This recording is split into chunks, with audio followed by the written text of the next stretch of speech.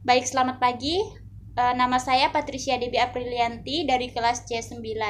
Di sini saya akan menjelaskan mengenai sejarah pendidikan multikultural di Indonesia.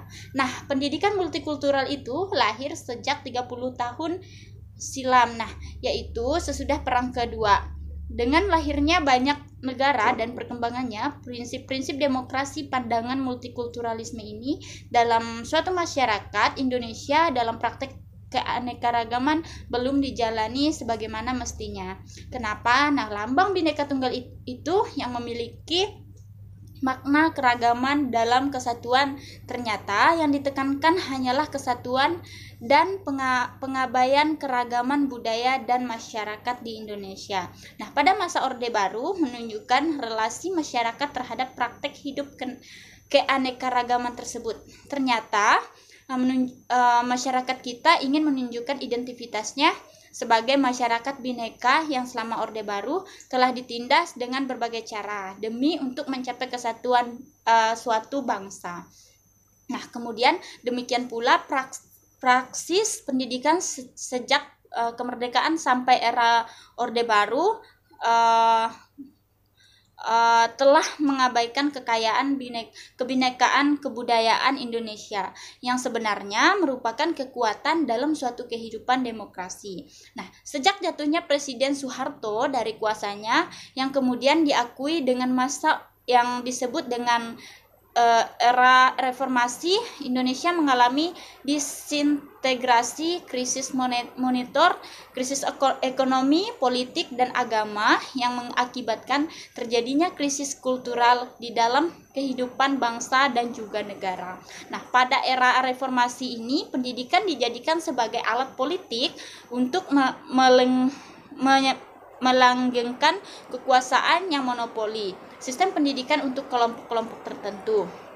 Dengan kata lain, pendidikan multikultural belum dianggap penting walaupun realitas kultural dan agama sangat beraneka ragam. Nah, kemudian di sini ada era reformasi. Itu membawa angin demokrasi sehingga kehidupan kembali wacana pendidikan multikultural sebagai kekuatan dari bangsa Indonesia. Nah, dalam era reformasi ini tentunya banyak hal yang perlu ditinjau kembali. Salah satunya mengenai kurikulum di sekolah kita dari semua tingkat dan jenis. Apakah telah merupakan sarana untuk mengembangkan multikultural? Nah, selain selain masalah kurikulum, juga mengenai otonominasi. Nah, pendidikan yang diberikan kepada daerah agar pendidikan merupakan tempat bagi perkembangan bineka kebudayaan Indonesia.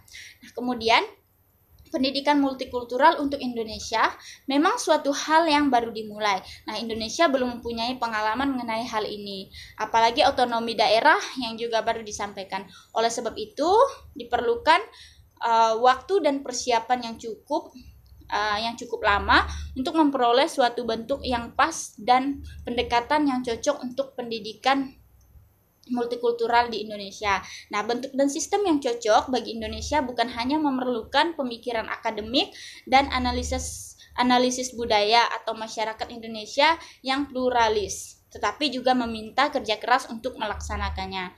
Nah, gagasan multikultural ini bukan suatu konsep yang abstrak, tetapi pengembangan suatu pola tingkah laku yang hanya dapat diwujudkan melalui pendidikan.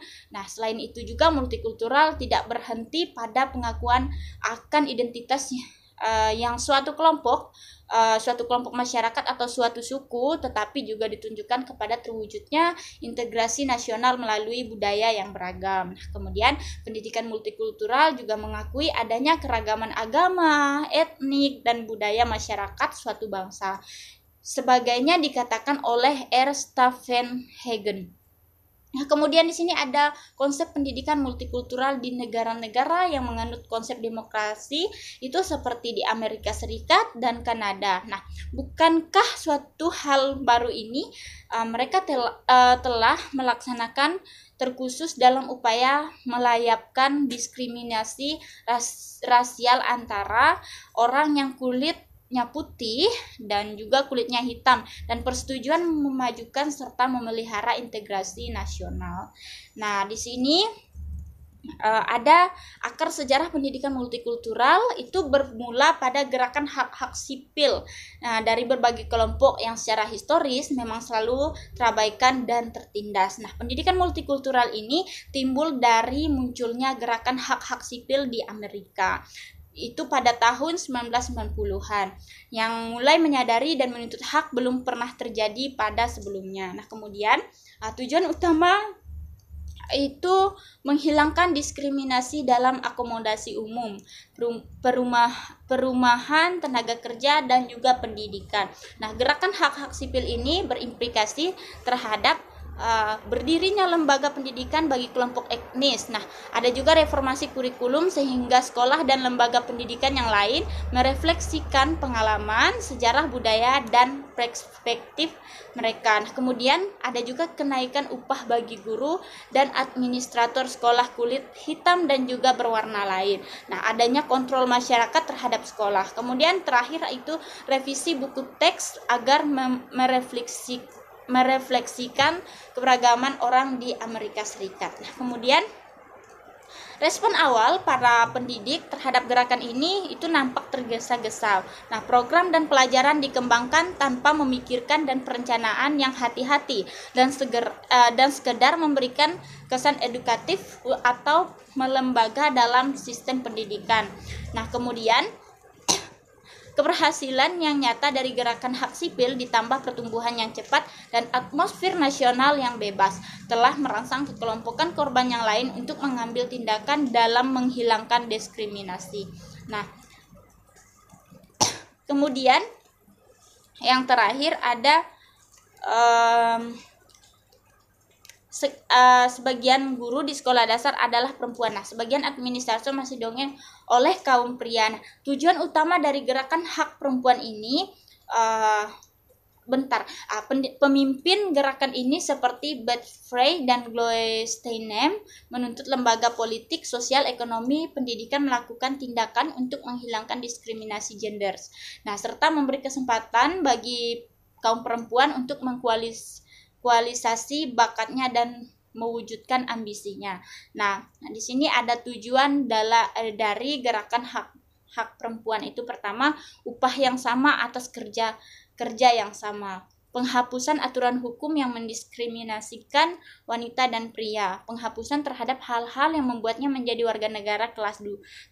Menuntut adanya partisipasi yang lebih besar dari kaum pria untuk terlibat dalam pekerjaan rumah tangga dan membesarkan anak. Nah, ternyata gerakan hak perempuan ini sekarang berpengaruh kuat di Indonesia. Akhir-akhir ini muncul sebagai seminar, kajian ilmiah, penelitian, dan organisasi perempuan yang menuntut hak lebih bagi kaum perempuan. Nah, di sini